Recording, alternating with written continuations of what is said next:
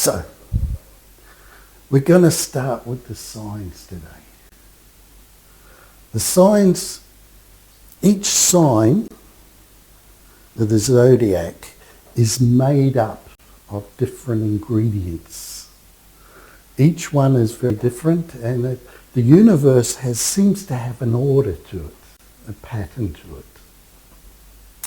So,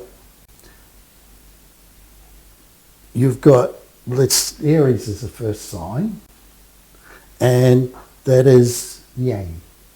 And then it goes yin, and then it goes yang, and then it goes yin, and then it goes yang, all the way around. So it alternates from yin to yang. And we have fire signs, so we'll start with Aries, fire, and then 4 signs away, you've got fire again, and Leo and Sagittarius.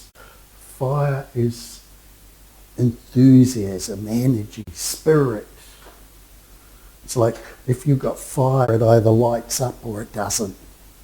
You know, it catches on or it doesn't.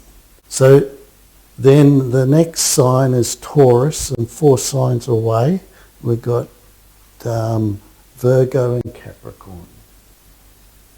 So earth signs are more practical, down to earth. They're more sensual. They like practical behaviour, and they're looking for material security. So if you have trouble with earth, maybe you get stuck in the mud a little bit, you know, a bit too boring. Or if you don't have enough earth, or you're having trouble with the earth, maybe you're having trouble with practical reality, dealing with the concrete things in life.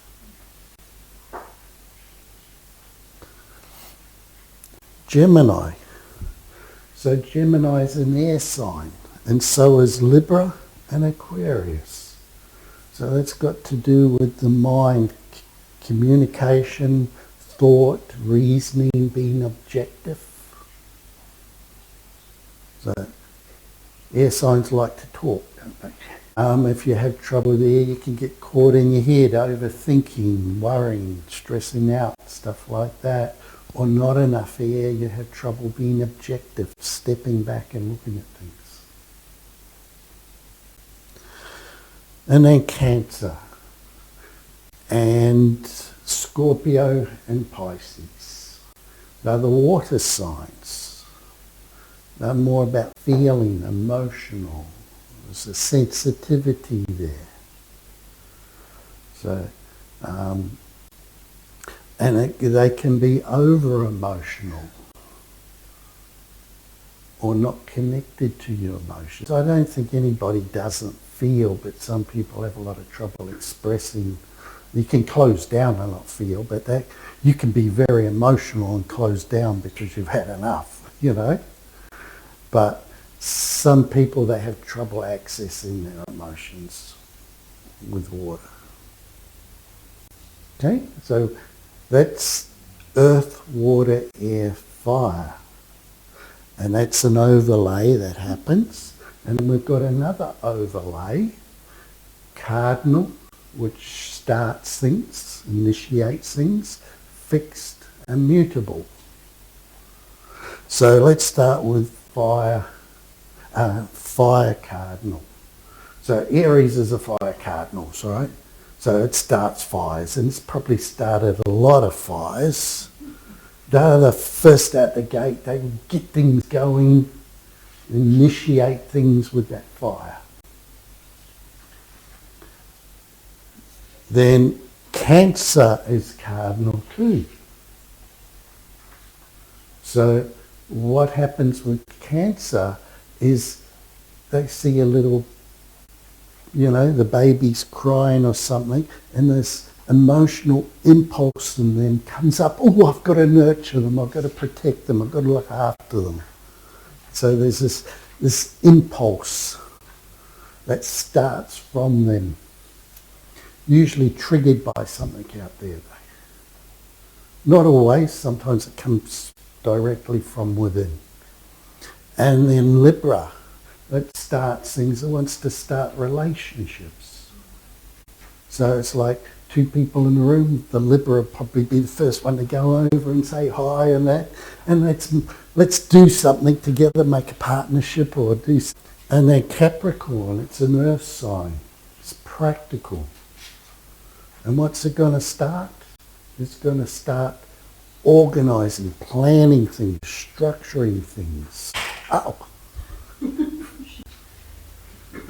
Now, Taurus is a fixed sign. So it goes cardinal, fixed, mutable, cardinal, fixed, mutable, right? Because the universe is organised, more so than me. So, fixed earth, what's that going to be like?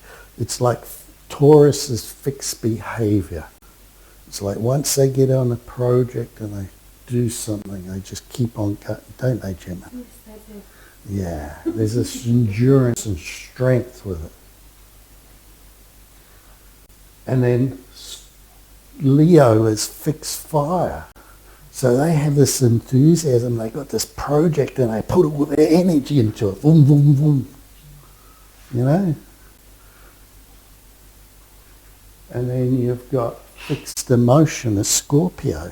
So they've got really deep emotions and they have a desire and they're fully obsessed with it.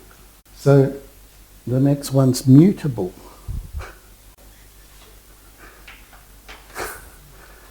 So mutable is adaptable. And if you can adapt to this and that, then that can transform into something else. And then the whole cycle starts again, cardinal, fixed, mutable. So mutable air, Gemini.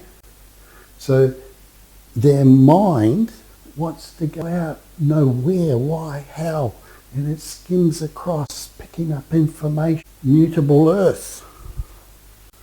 So that's Virgo. Practical behaviour, but if you ever watched a Virgo in action, it's like, I'll clean this up, sort that out, I'll do that over there, I'll get that right, and I'll get this in order here. It's like they talk about the ability to handle a lot of things and put them in order. That's very Virgo. And then Sagittarius, that fire, that enthusiasm. And then, so I'm running through this fairly quickly. We're going to settle down soon and just take it more calmly, so don't panic. So with Pisces, it's like the water, the emotion, is like it spreads out. And they pick up everybody's feelings and what's going on around them. That emotion spreads out and it feels, it identifies with others. Okay? So we got that one. Now we have another layer on top of that. And that's called the night force in the black here, and then the day force. Okay, so the night force is more unconscious, it's collective, social, tends to be more intuitive. And the day force is more conscious, individual. All right? So let's start off at the beginning. So we're going to go around this again. So Aries has come out of the ocean of Pisces. And they don't know who they are yet. They're scrambling up the rocks to find the self. I am. And so they find themselves through the doing. So they're trying to come out of that night force energy and become more conscious through the action. Then Taurus, look, Taurus doesn't have any night force. It's very, it's like, I don't need anybody, I can do it myself. So it tends to be more self-sufficient. That's mine, you know? Taurus can share. However, if things get tough and they feel they're not valued, sometimes they can get a bit tight-fisted. So it's all conscious, and Taurus tends to like tangible results, not airy-fairy results, but tangible results. Gemini has only got a little bit of night force there. So it's all day force or mostly day force, and it's in its head, it's rational, right? That could be a bit tricky, couldn't it? If you've got unresolved stuff, no wonder Gemini can split into two. The Jekyll and Hyde, because the Hyde part is the unresolved night force. We'll go into that a bit further later. So now,